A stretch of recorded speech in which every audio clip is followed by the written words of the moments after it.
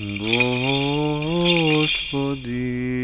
Исусе Христе, Сине Божий, помилуй меня грешного.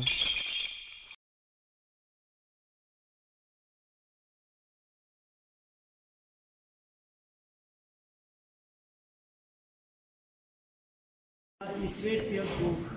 Амин. Возлюбени во Христа Бога, браќи и сестри, денеска го празнуваме името на нашата света црква. Денес е торжеството на светото православие, како философија на живење, како поглед на свет, како посебна култура пројавена во историјата на светот и човештвото и како посебни цивилизацијски текови, поради што воопшто е прифатен терминот православен свет и православна цивилизација.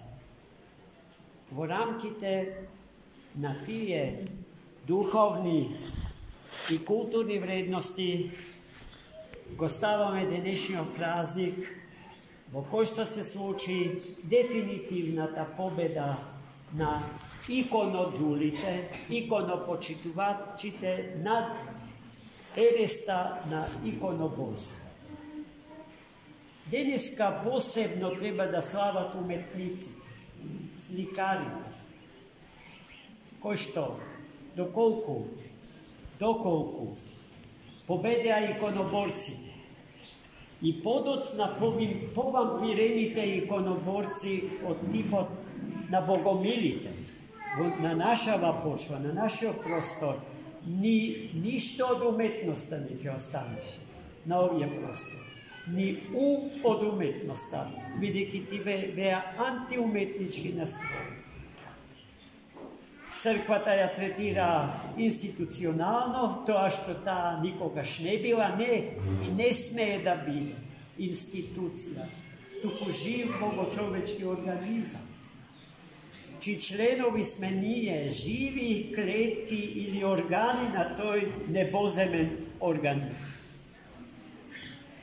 Теоретската победа на иконодулите се случи на 7-миот Вселенски собор во 8-миот век, 787 година, и таа победа ја обезбедија светата царица Ирина и најголемите богослови на тоа време, свети Теодор Студи, свети Тарасије, патриарх Цариградски и уште цела една низа здравомислечки и богомислечки философи на Светата Црква Божја. Меѓутоа, практично ереста на иконоборството не престана со таа победа на иконите над иконоборци во 8-миот век. Таа продолжи и таа беше жестока, но не од страна на оние што ги бранеа иконите, туку од страна на оние кои што ги негира и се случуја невидени во историјата на црквата геноцидни убиства над врвните патриарси, епископи, презвитери, ѓакони и особено монасите. Монасите на Светата православна црква беа најголемите бранители на светите икони. Во што е проблемот на иконоборците? Ги има и денеска во различни форми пројавени. Например, во протестантизмот имаме еден куп иконоборци кои што не може да ги смислат иконите и светите крстови. Зошто, браќа? Затоа што се повикуваат на една од 10 Божи заповеди во кои што се зборува од предметите да не се прави идоли. А дали иконите се идоли? Тие воопшто не се прашуваат. Тие би биле тоа, доколку ние го почитуваме дрвото, боите, цртежот, И доколко тие елементи од кои што е конституирана светата икона ги претвориме во идоли, ги обоготворуваме, тогаш да, ја заслужуваме нивната осуда. Но што е тоа што ние почитуваме на светите икони? Светите ликови и личности изобразени на нив. Личноста на Богочовекот Христос, личноста на Богомајката, Богородица, Присно Дева Марија, личностите на светите ангели, личностите на сите свети жители на небесниот град Ерусалим, како што е денес славениот Свети Софрони, патриархот Ерусалимски.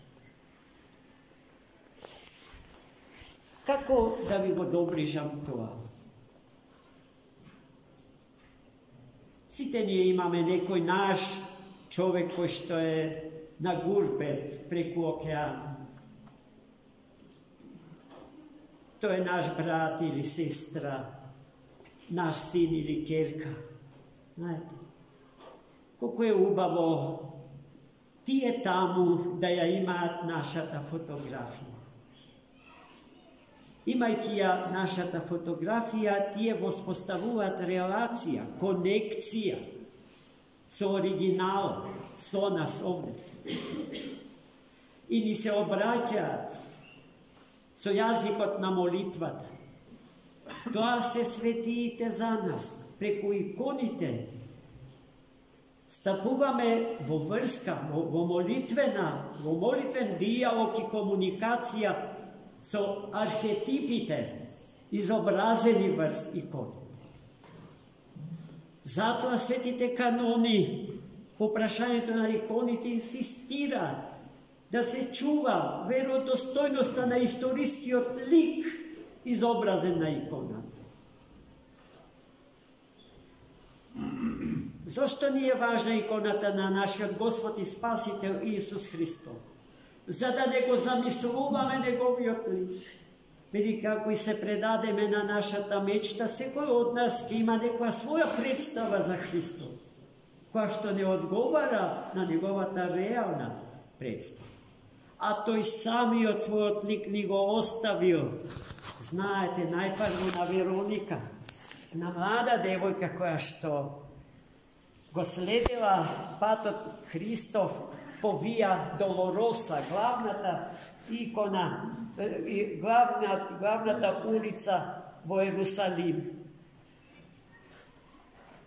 И кога Христос падна под тежината на крстот изморен, таа му пристапи со убрус во рака, со легенче и со ибрик, и му подаде да се освежи. А Христос, како благодарност за тоа, го зеде убрусот, пешкирот, го избриша своето лице и врз пешкирот го остави својот лик. Истото тоа се случи и со царот Авгар, кој што испрати слуга во светата земја да побара лек за својата лепра, од која што безнадежно умира, иако не бил христијанин.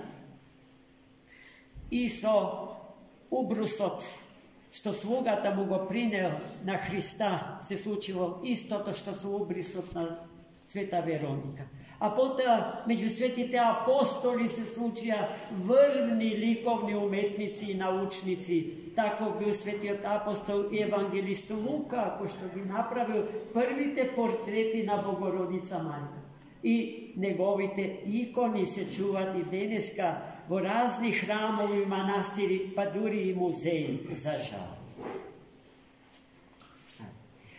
И сето тоа Светата Црква го претворила во канон неотстапен, поради што, да кажеме, ренесансниот пристап кон светиите за нас православните е неприфатлив, бидејќи ренесансите сликали го нарушувале канонот, чуварот на историски автентичниот лик на Бога, Богородица, ангелите и светиите.